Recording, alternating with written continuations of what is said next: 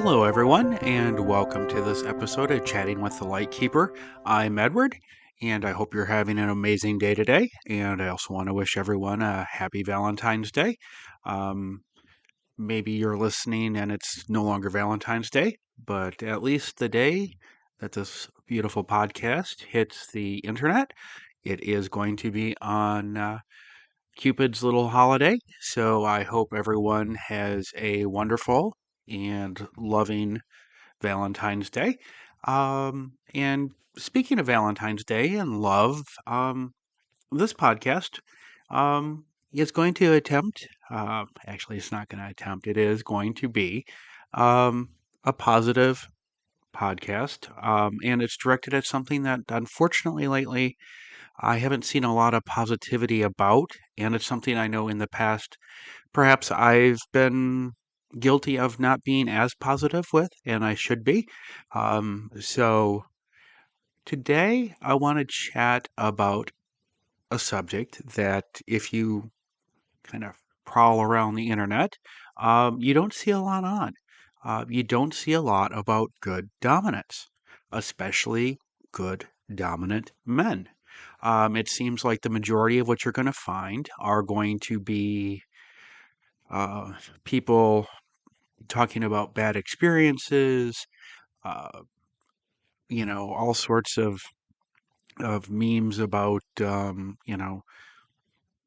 don't know, these five things a good dominant does, or these five things are signs of a bad dominant. There's so much negativity with dominance, and imagine for a second, and Smith says, I'm going to kind of address this to you. Um, Take a second, flip your take your submissive hat off and imagine that you are a dominant. You've just decided to start exploring the DS lifestyle. And now think of all the things that you see on the internet directed towards dominance. It's those memes, good dominants do these five things. And here's a story from a submissive about a dominant that did them wrong. It seems almost like as a community that we're gatekeeping, that we are keeping like it's.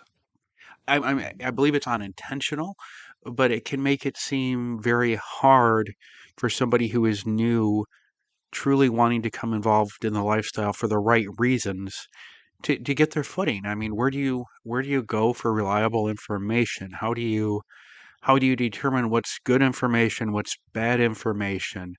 Um, and and once again, submissives, this is kind of going out to you.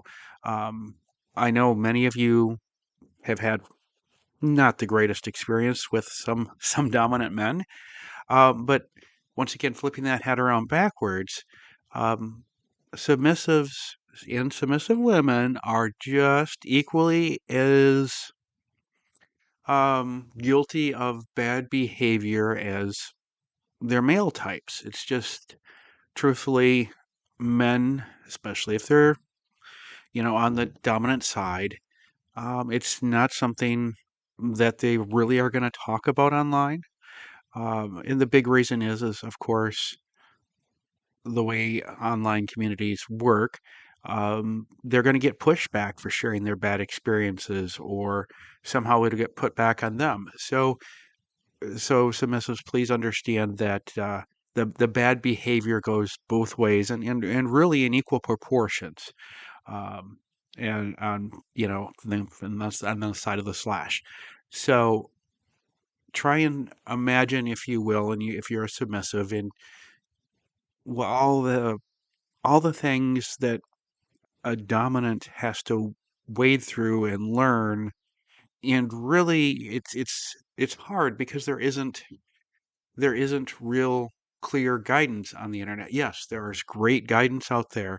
There are great sites. There's great writers. There's great podcasters. There's great YouTubers and influencers on Instagram and Twitter, and there's all these great resources, which is amazing. But there's also horrible resources as well as the good. And if you don't know one from the other, it's got to be a huge challenge. So one thing I'm going to ask of submissives, and especially you submissive ladies, um, is when you interact with somebody who might be a newer dominant.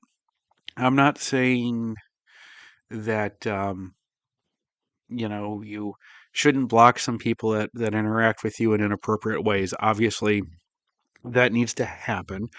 But if you have somebody who you feel might be new, treat them with kindness. Maybe not be dismissive. Maybe offer them a couple of helpful resources. And I'm not saying you have to keep interacting with them if, they, kind of were clueless with how they interacted with you, but maybe just try and nudge them in the right direction, give them an opportunity to learn, because it's just a fact of human nature. Whenever we try something new, whether it's throwing a football to kicking a football, um, we're gonna suck at it to start with.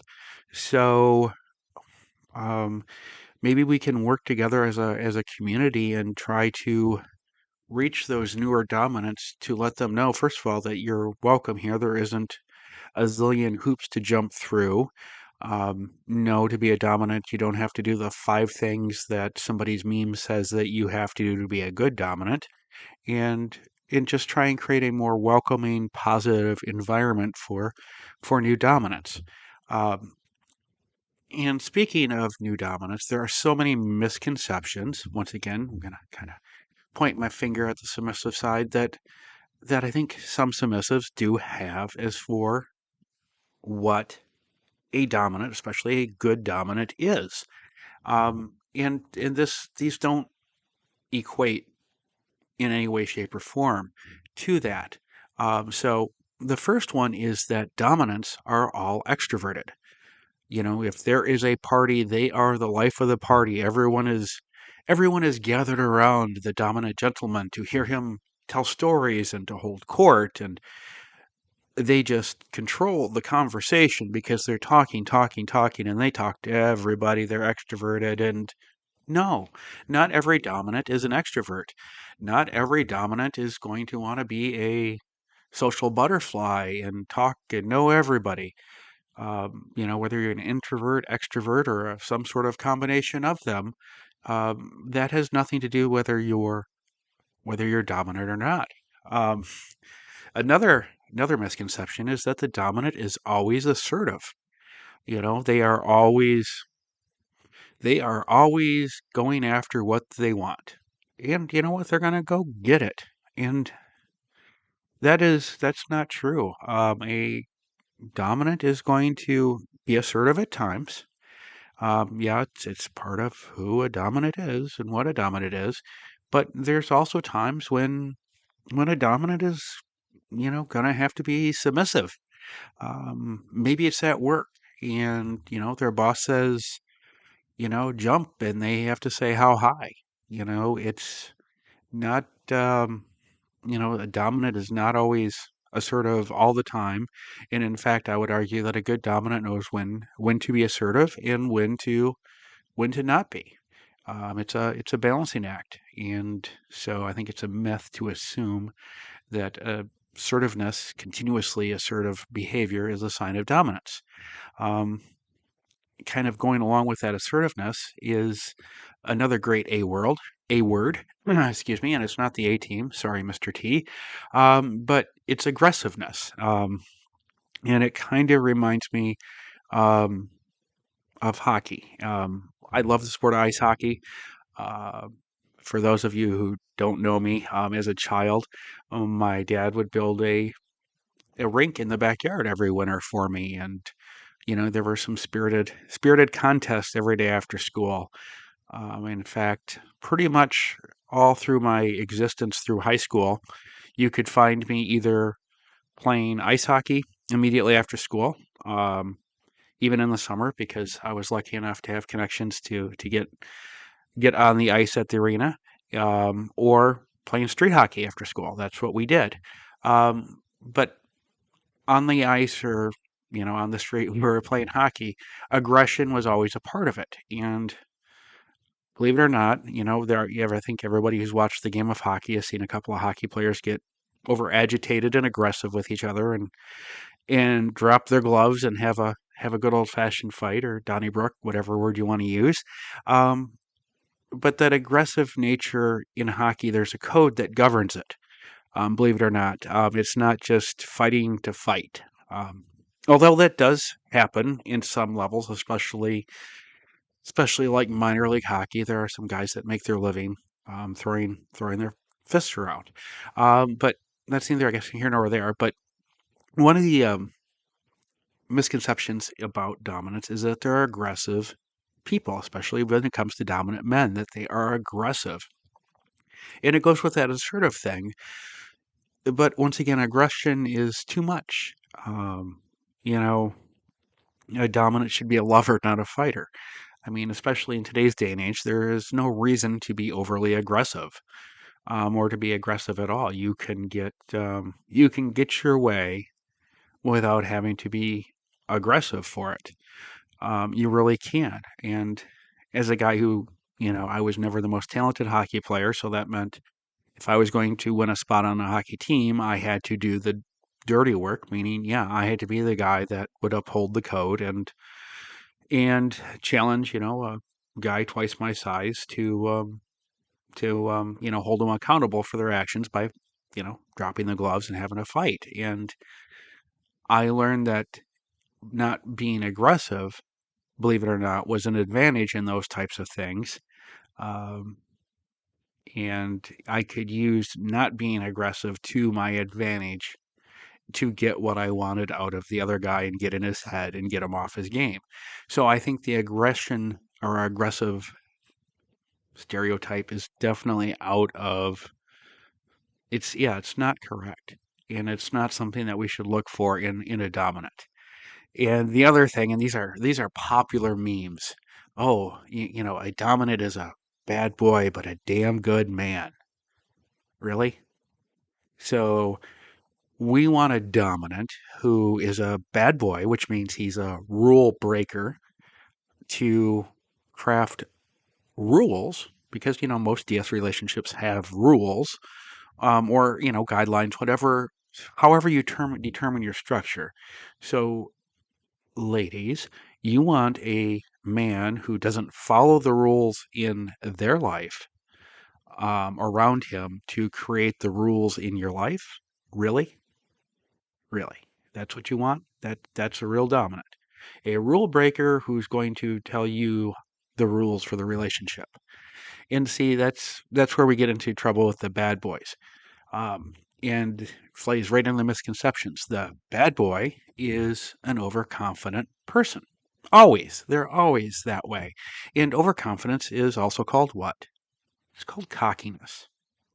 So you have a overconfident person who is cocky, who doesn't want to go by the rules to get what they want, and they're going to establish the rules for a relationship. Anyway, see where this is not going to go anywhere good fast. The other thing about bad boys, they're willing to be aggressive and step on others to get what they want. So, yeah, that bad boy could, threaten to beat somebody up in the bar to get that submissive's attention. But yeah, if once they get what they want, then what? Because when people act like that, they really don't care about somebody else's feelings. So that's not dominance. That's basically going to be creating a toxic partnership. So yeah, those are all myths. And that last little bit about myths is going to be the closest thing to negativity in this podcast. So, well, actually, one more myth I do have to get through, and this one kind of drives me batty. There are gentlemen. I'm doing the air quotes thing as I say gentlemen, that will tell you that DS is the last bastion of, or the last place in this world where gentlemen actually exist. And those gentlemen are all dominants, by the way. if you're a submissive guy, you can't be a gentleman.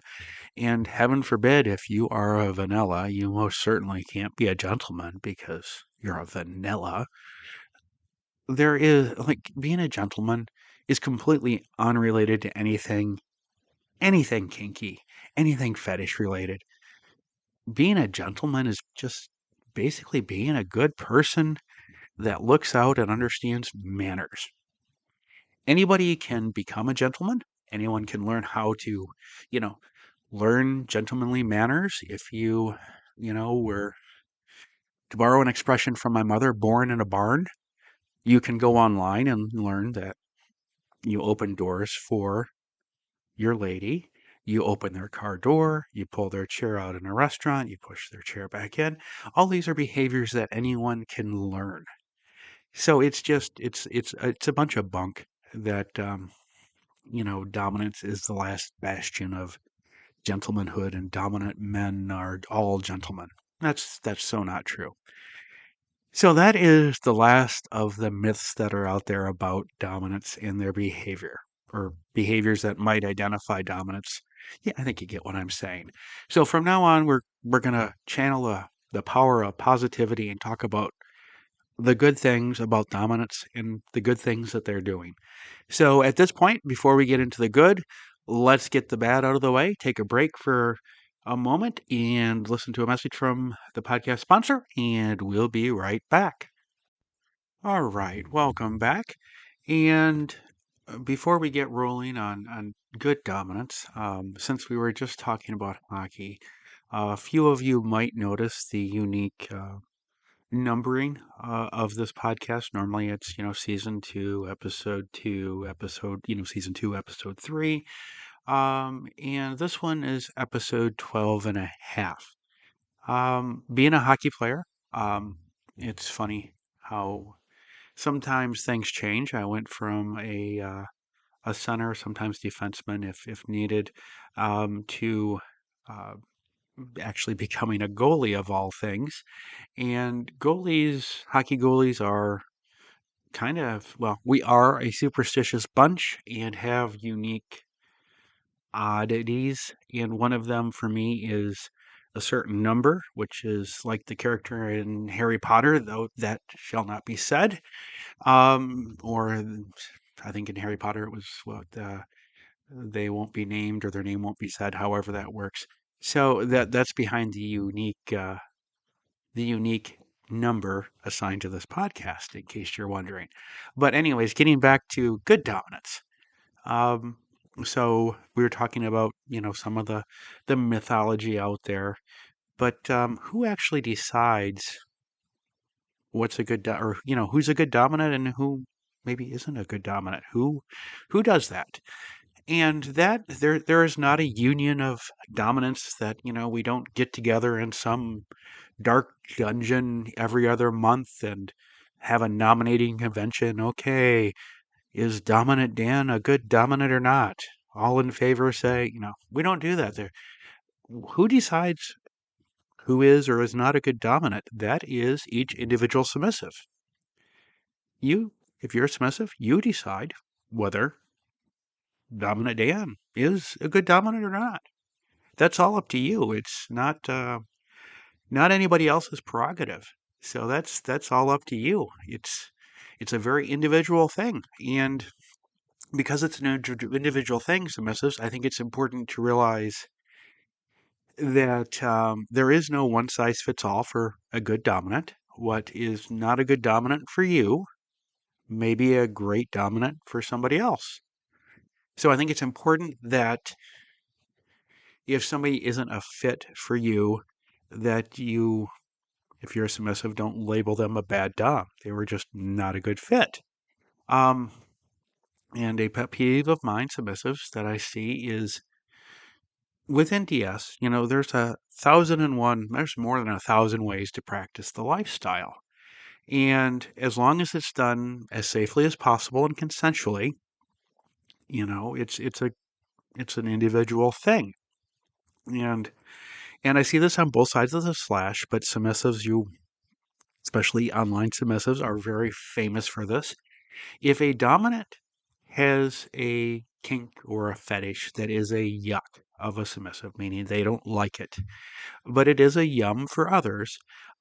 Sometimes I've seen, well, more than sometimes, unfortunately, I've seen submissives poo-poo that person as a bad dominant because that dominant's yums happen to be a yuck for a submissive. Doesn't mean that they're a bad dom, it just means, once again, that it's not a good fit. So I think it's very important to not use our yums and yucks when we judge good and bad. So, all right, some things that good dominants do. And a good dominant understands that knowledge is power, and they're always looking to learn. They're always looking to learn about the lifestyle, how to do something, new ways to do an old trick. Um, and one of the most amazing things is in my trip through the lifestyle so far is I'm always learning. Every day there's something new to learn. And there is sometimes some in the community that kind of like we were talking, gatekeep or try and make it so it's harder for people to get in the lifestyle for some insane reason. But I have learned so much from people who are new and newer to the lifestyle because they come with fresh perspectives on things. So I think it's very important that everyone in the community, looks to learn from everybody else. Just because somebody's newer, it doesn't mean that they don't have a new way of seeing something that has been around for years. And new doesn't mean bad. Change isn't bad, people. Change is good. Another thing that good dominants do is, they'll know what they don't know. They won't be afraid to say they don't know.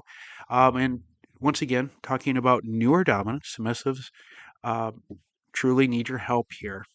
Make it okay. Make it safe when you are chatting with a new dominant that they can say, boy, I don't really know a lot about that.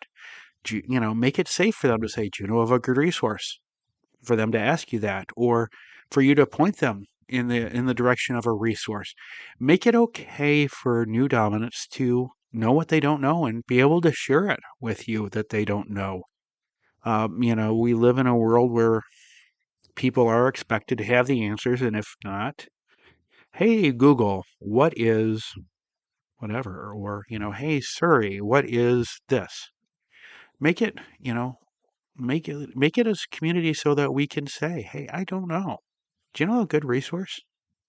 Because I'm sure somewhere out there somebody has an idea where they can point somebody. And maybe that resource isn't perfect, but it gets the ball rolling, and we're pointing to reputable, good places to get knowledge rather than, Master SpongeBob and his submissive Patrick Star and their, you know, how to live the DS lifestyle if you live in a pineapple under the sea. Then that really doesn't apply to the real world. So we want to keep people, from going to Master SpongeBob and Patrick, his submissive stars, pineapple for their information. Um, Another thing that good dominants do is, they admit when they're wrong. Uh, and yeah, hey, I'm human. Yes, I'm a dominant, and I screw up daily. I make mistakes every day. Yeah, and I do, and I'll own them. And good dominant will do that, and it comes with the territory. So please, submissives, don't expect perfection out of a dominant. Expect that perfectly imperfect person for you, and imperfection means they'll make mistakes, and they'll put their head up and say, "Yep, I did that. My bad. That's mine. I own it." Another thing great dominants do, well, good dominants, great dominants, they recognize that the submissive is actually in control of the relationship. I know sometimes that sounds kind of crazy to somebody who is new, but the submissive is, the one that's in control because they have the power to revoke, you know, any power exchange that's happened. They can say no. Nope, I'm done. And with that, it could be a part of the power exchange that they're saying no to, a task they're saying no to, or there could be saying no to the entire relationship. So the submissive is actually the one that's in charge, and it's simple, but it's true. Good dominants will recognize that. Another thing in the wonderful age of the internet. Um, there are so many masters out there online. There's so many call me sirs, or, there's on the submissive side, call me baby girl, or call me this or call me that. No matter what side of the slash you're on, whether it's a pet name or a title, good dominants, they don't just want to be called by a title because it sounds fancy or it makes their blog sound cool. They want to earn that title from you. So a good dominant isn't going to want you to call them by a title. They are going to want to actually earn that title from you. Um, and they're not going to push you to call them daddy or sir or master or whatever the honorific is that they dig. They're going to, you may have a discussion about the honorifics that they dig and like, but they're not going to push you to call them by that. And, it's just a discussion. Hey, this is what I like. And submissive says, well, this is what I like. And that's great. They're not going to push for that title to be used. It's going to be something that they want to earn. Another thing that good dominants do is while sometimes they're not easy conversations, but they welcome to have conversations with feedback. Hey, how did I do with this? Or how did you feel when I asked you to do that? They're wanting to have conversations to better understand their submissives, and they want to have conversations so that they can be better as their dominant. They want the feedback, they want the input, because the more feedback, the more they and talk things through, the better dominant they will be for a submissive. Another thing dominants will do, um, and that is they'll disagree.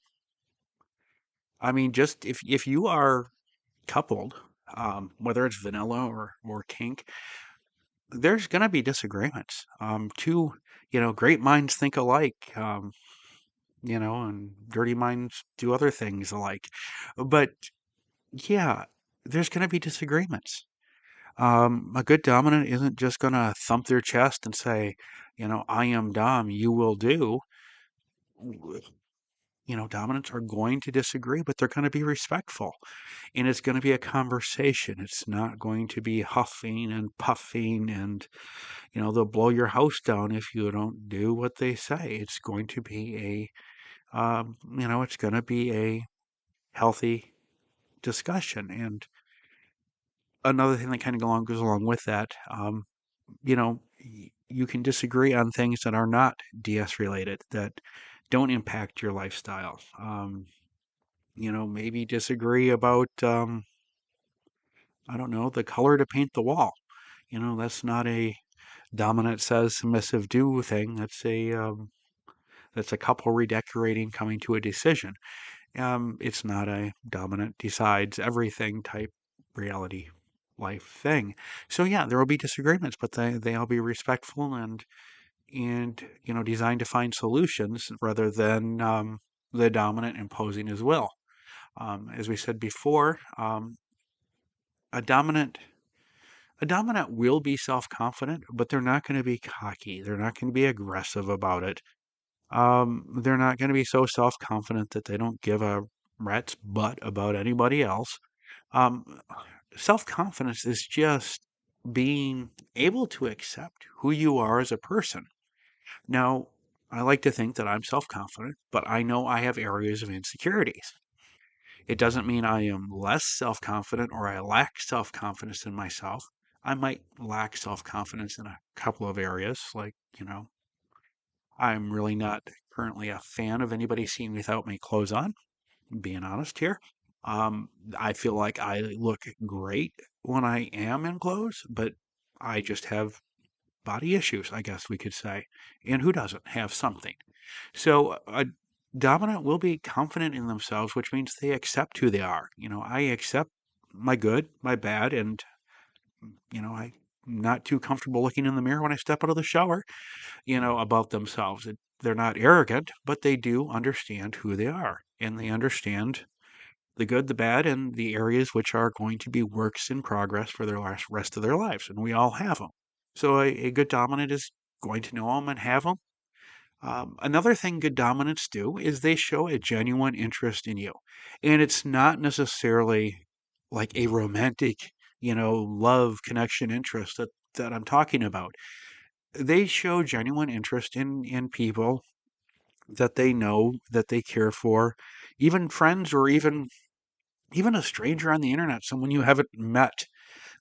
For example, a good dominant, might have occasional friendly chit chat with somebody that they see liking posts, say on Instagram or Facebook or Twitter or another blogger that they occasionally interact with, and all of a sudden that dominant sees that other blogger isn't there, or they're normally liking the same post, and notice that they've kind of slacked off, or even in person, for example, they notice that this other person hasn't gone to some of the same functions that they normally see them at, so they reach out and just because they're have a genuine interest in others will say, "Hey, how you doing?"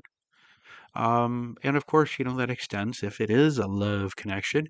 They're going to take a good dominant is going to want to get to know the submissive, not their kinks, not how they look with their clothes off. Hey, thank goodness that's not a requirement for me. If I was submissive, which I'm not, but just thank goodness, because the whole clothes off thing would be a huge hurdle for me to find a partner. So thank goodness. But they're going to take a genuine interest in you, especially if it is a romantic interest. They're going to be interested in who the submissive is, not just, superficial things like, hey, take off your shirt, or hey, are you into this? They genuinely are interested and genuinely care. Another thing good dominants do, and it goes right along with the caring, is they want to see that you're the submissive viewpoint on things. Because while a dominant submissive may say arrive at the same solution together, perhaps the dominant goes counterclockwise, and the submissive goes clockwise to get there. So because it's different perspectives but getting to the same place, a good dominant is gonna want to know their submissive's viewpoint on anything and everything, because once again, it helps them to understand the submissive, and the better we understand each other, the better the relationship works. Another amazing thing about good dominance, especially when it comes to relationships, they're going to want to spend quality time. They're going to want to spend time with you. They're gonna want to go for coffee at 3 in the morning because the submissive called them up and says, "Hey, I can't sleep, and can you grab me a you want to go grab a coffee at the little all night coffee shop?" Yeah, it's 3 in the morning. The dominant's gonna be tired, probably be a little grumpy, but just like everybody else, when you're kind of digging somebody, you want to spend as much time with them as you can. So they're gonna want to spend as much time, within reason. It's not going to be like the creepy overspending time together side of things, but just the general wanting to spend quality time with somebody amazing. The other thing, boy, if I think I'm saying that a lot, I apologize. Dominants also pay attention. They try to notice the little things, little nuances. They want to learn a submissive's nonverbal communication, because we say so much that without words. And so good dominants pay attention and perhaps even take notes. I will freely admit to this one.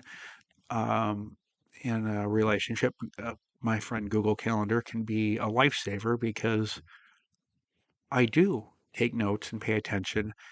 It's just sometimes life gets overwhelming and I forget certain things. So it's important for me to put things in my calendar, like, oh, they have a haircut appointment on Thursday. They're getting their hair colored.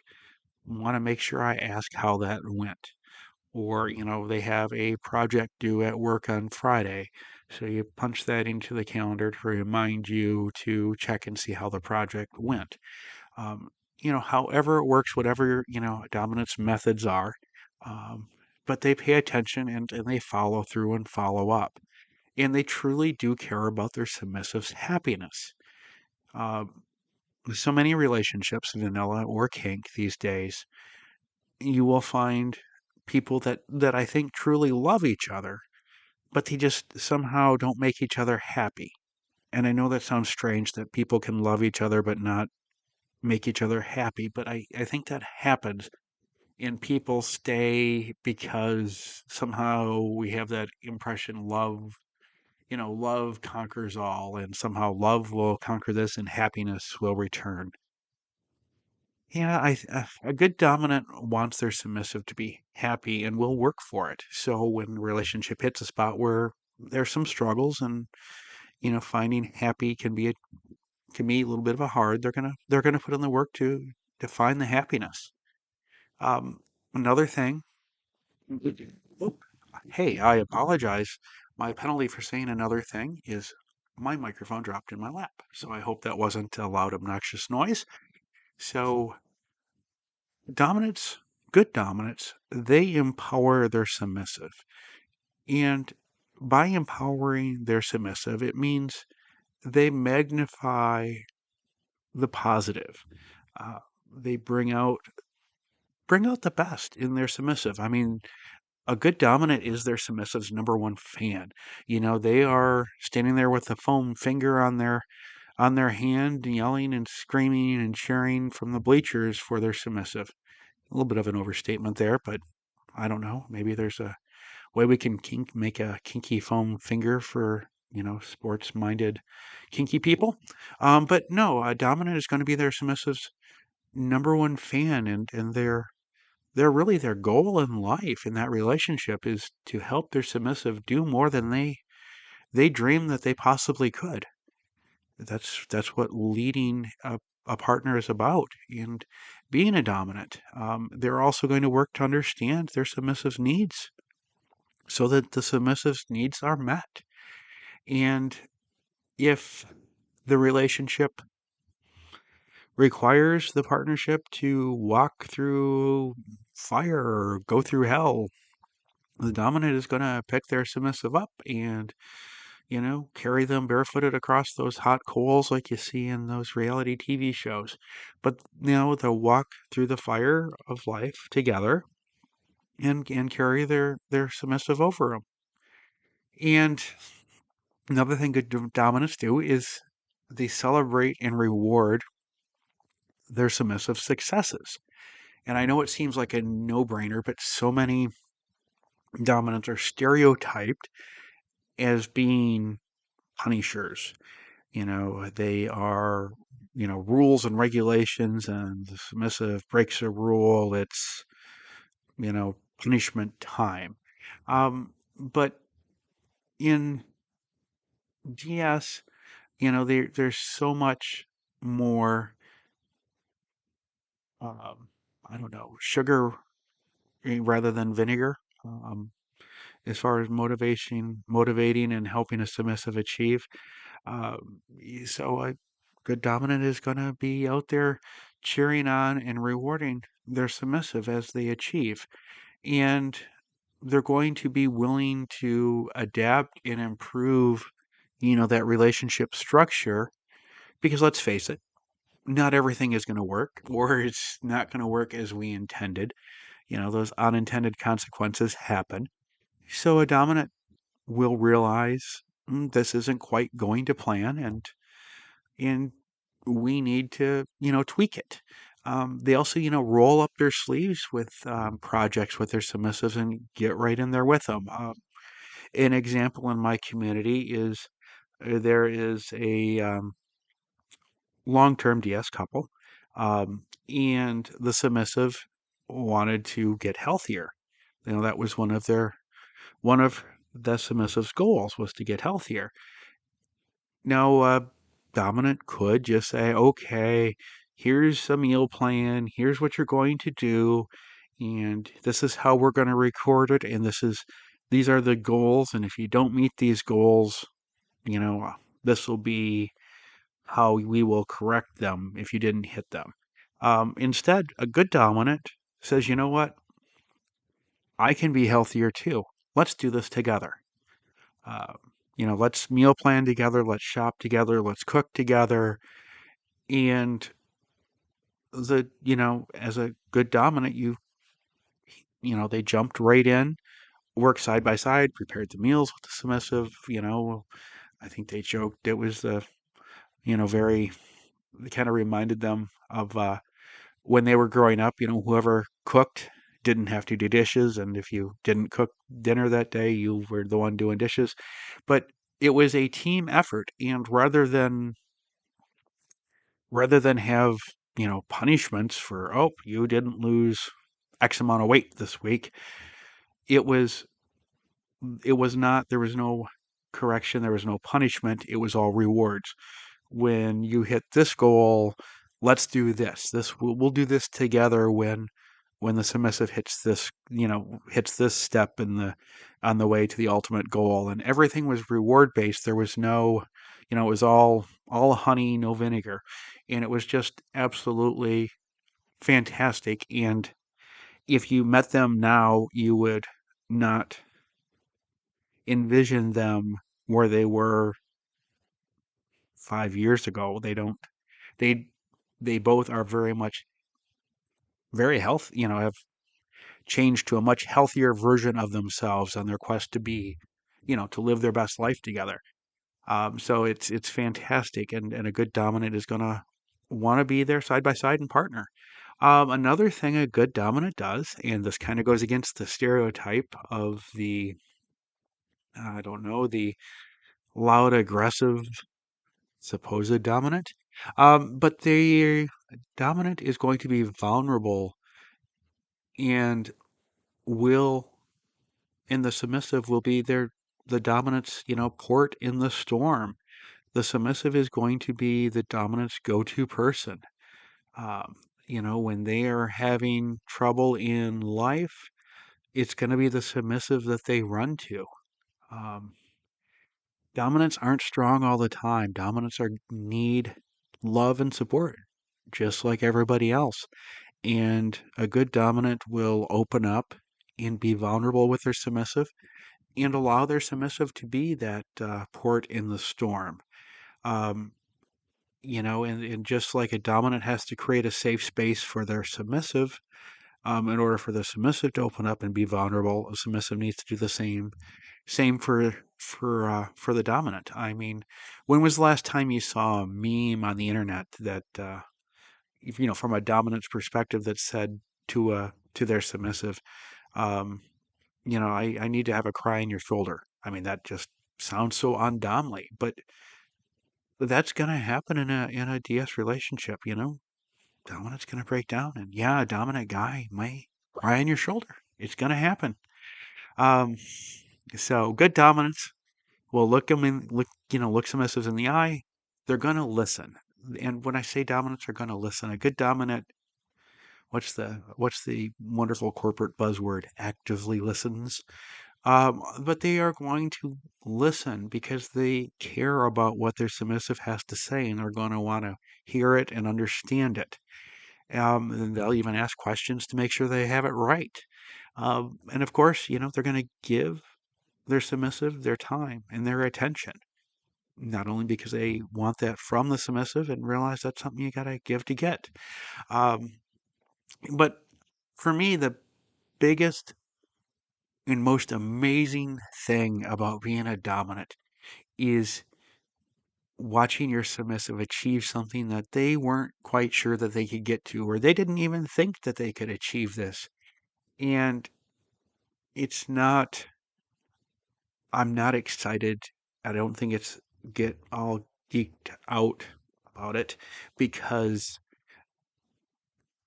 I helped the submissive. I don't, it's not about me. It's about knowing that I just kind of nudged a little bit and the submissive did the hard work to get there. It's celebrating a submissive's achievements that is it's the best part of being a dominant. It really is. It's not the kinky sex. It's seeing your submissive achieve. That is by far the best and most rewarding part of being a dominant. And even a very strict, old school dominant wants their submissive to succeed. And it's about celebrating those accomplishments. I mean, that's the best. And just to see your submissive shine. And that's where I'm going to use an example of another couple that's in my local community. The submissive was very successful in their career. However, it was a career with high burnout, and they reached their their level where they were burning out, and they, typical couple, family, kids, house, the whole nine yards. So it wasn't like the submissive could immediately just say, "Okay, I'm burned out. I am quitting this job and going to do something else." It was a huge commitment to go back to school to retrain for a new career. And of course, the dominant was supportive and loving about it. And I think a lot of people, when you default to a DS relationship and say going back to school with like rewards for achievement, you're going to think, okay, it's going to be something grade related. If you achieve excellent marks, we'll do this as a reward. If you achieve poor marks, you do poorly in school, well, this will be your punishment.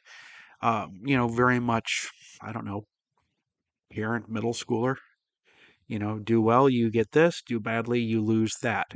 But in this case, the dominant set up rewards not based on achievement, but just little rewards, like looking at a syllabus and the classes and knowing what was going on with regular work and kids and life.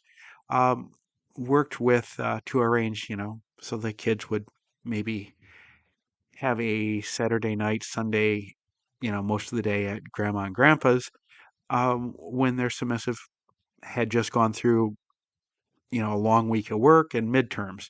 And so Sunday morning, the dominant made breakfast in bed for their submissive, but before they cooked the breakfast, they turned the living room into a giant pillow fort because the submissive had a little bit of little in them, laid out some coloring books, colored pencils, pulled their favorite Disney movies, then woke the submissive up for breakfast, and then because the little space was a place that the submissive could go to find their happy place, um, or just their nothing box where they could tune out and just be in the moment. By a dominant doing that and having the rewards set up around achieving not grades, not achieving success, but measuring success in basically getting through the challenges of life, family, being in their relationship, being the submissive, and school and everything, so that everything was tied to getting doing what must be done to get to their next career. And so it's little things like that, but it's the celebrating the accomplishments rather than punishing the failures in life that you will find a good dominant doing. Another thing good dominants do is that they recognize that everybody's an individual. So there's no standard approach. A submissive is not cookie dough to be cut by a cookie cutter. The cookie cutter dominant approach is something that, um, remember when towards the beginning, we talked about new dominants coming to the lifestyle and submissives. This is one of those areas where you can really make a difference.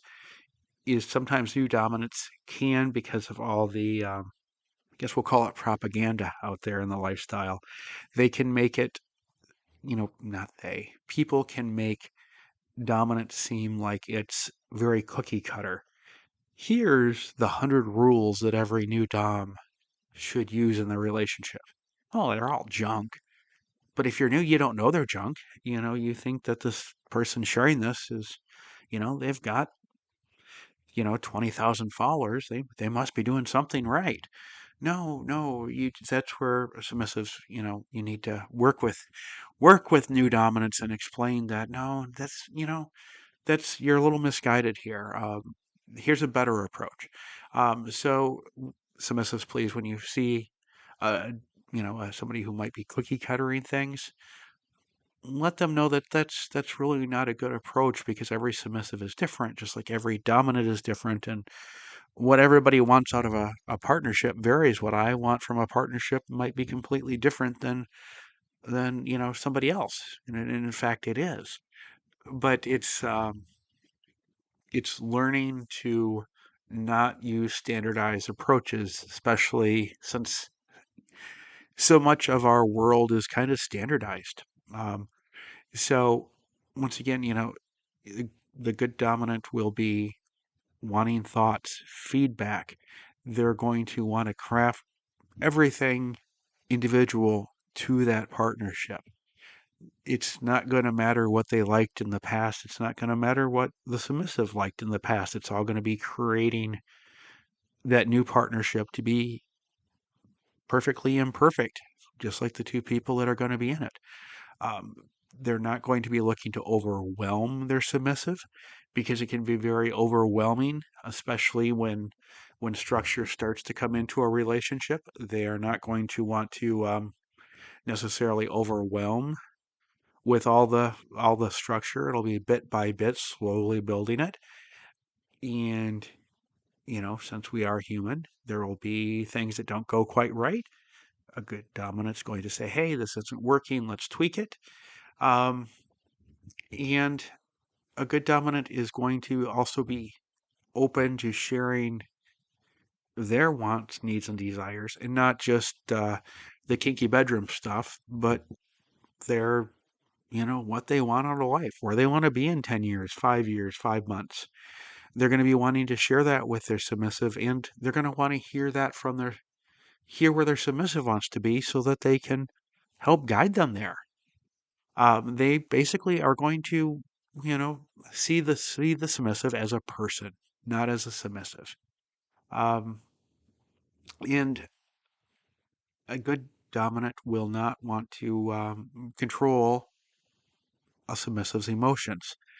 Um, Sometimes that to a vanilla person seems like a dominant wants to control everything. Well, certainly, there's a lot of things that dominants like to control, and it varies from dominant to dominant. But emotions are something a good dominant is never going to control. A good dominant is going to want their submissive to feel how they feel. And they're going to want their submissive to say to them, "Hey, I'm upset." If the submissive is upset, tell the dominant, "I'm upset, and I'm upset because maybe it's something the dominant did or didn't do, or just upset with something else." But it's part of being being in a relationship is working through emotions, and we're all entitled to feel how we feel, and a good dominant is going to accept that. Uh, Going along with that, a good dominant is going to stay within the lines. They're going to understand where DS fits in the relationship, and how it blends with the vanilla world at large, where it doesn't fit. And they're not going to stick their nose into places where DS doesn't belong because it just doesn't fit. And they also realize that this is something that's, it's always in flux. Relationships are always changing. It's all about growing the partnership together as we grow as people. So the good dominant is going to be able to grasp the difference between vanilla and kink and work with their submissive to blend it all together. And in that process, good dominants, they don't force a submissive into a shape like a cookie cutter. They don't force like that. You know, it's a gently influencing, slow movement of thoughts and desires by the dominant. It's not yank them by the collar and pull them over here. It's slowly leading them to where you want them to be. It's done gently, it's done subtly, it's not loud, it's not aggressive. And good dominants just know how to do that. And finally, just some I mean, it should go without saying, but needs to be said anyways. Good dominants are good people. I mean, they're kind people. They're considerate. They're polite. They have empathy. They have sympathy. Um, good dominants. They're just good people. They have ethics. They're honest. They're respectful. And they're respectful of others. They oftentimes care about their community and loved ones. Like I was saying before, hey, reaching out, hey, I haven't seen you in a while. Are you okay? How you doing?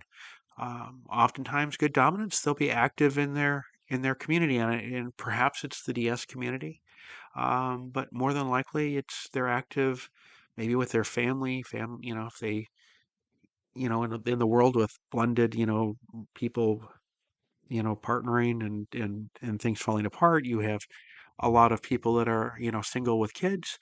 So you'll find them, good dominants active with their family, active with their kids, or taking part in the community, making their community better, whatever it is.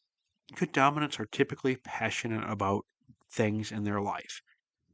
And so I guess, once again, I knocked that microphone over. Um, it's might seem simple, but good dominants are good people. And it's important to remember that just because somebody isn't the right fit for us, it doesn't mean that they're not a good person. It just means that they're unfortunately not the right fit. And I also need to say this. I firmly believe that there are many, many amazing dominants out there, especially dominant men. There are tons of amazing dominant men out there. It is not all like the internet seems to make it out to be, idiots and twat waffles. It really isn't. There are so many good, kind hearted, dominant men that are good people out there. It's just, unfortunately, it's a process to find them. DS dating isn't easy, but there are great dominants out there. So for every time, submissives, every time you see somebody share something that happened that wasn't the best, or you see somebody share, I don't know, one of those, a real dominant will do X, Y, and Z post. Take a moment and just remember that there are good dominants out there, um, a lot of them. Um, so just, if you're single and searching, keep looking. And if you're not single, appreciate what you have because, there are not so, there are some not so good alternatives out there. I guess we'll put it that way. But just appreciate what you have. And finally, submissives, please work with the new dominants. Even if you're a new submissive, work with the new dominants. And when I say work with, I'm not saying jump into a relationship, date, or anything like that. Just be considerate of them. Try to understand that so many of those posts where it says, "Oh, and some of them sound pretty good. Real dominants do. Here are the 5 things a good dominant does. Look at that before you repost it, reshare it, or talk about it with your friends, because a lot of that is actually it's kind of gatekeeping, and it's trying to force dominants who are new to think that they have to be something or be something different than what they already are. That was one of the when I returned to kink after taking my trip at attempting to be a good vanilla everything in this world after college. Um, that's one of the things that I struggled with because there was so much on the internet about, oh, good dominants do this, good dominants do that, real dominants do this. And it took me a while to realize that DS is all individualistic and what works for me. And the dominance that is real for me and the submission that is real to me is going to be different than most other people. And so we need to just be careful, especially when we share those real dominance or good dominance do blah post.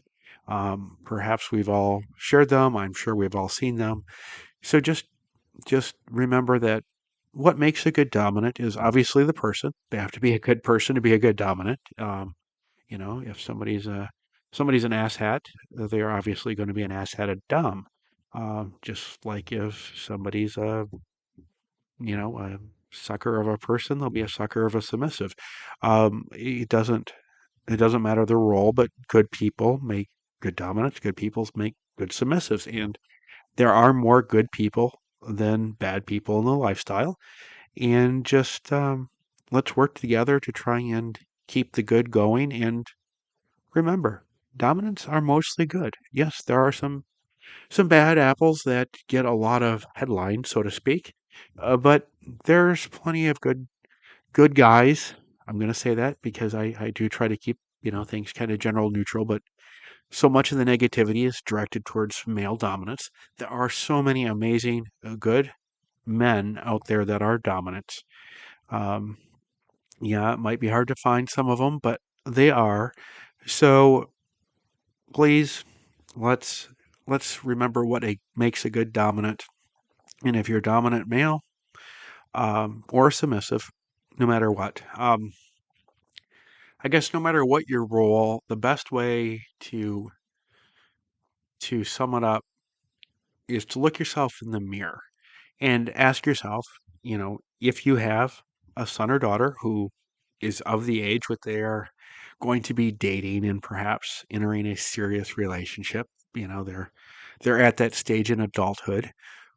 Would you be happy if your child dated somebody exactly like you? And if the answer is not yes, like, woohoo, I'm excited that they found a mini me because, I have my faults, but overall I'm a good person. If that answer is not a yes, then we need to change. It's that simple. So, anyway, it is time to wrap this up. I appreciate everybody listening. Um, please do take a second if you're on Spotify mobile, answer the poll question, or if you have a moment, answer the question, which is a little bit of a longer form voice question. But what for you is a good dominant? Don't forget to click the follow button so you don't miss the next episode. And remember, especially submissives and especially ladies, there are tons of great dominants out there. And keep the faith because they are out there. And yeah, you will find them. And even if it's not for a relationship, you will find and come in contact with great dominants who are just good humans. So on that note, I'll say fairly well, and I look forward to chatting with you next week.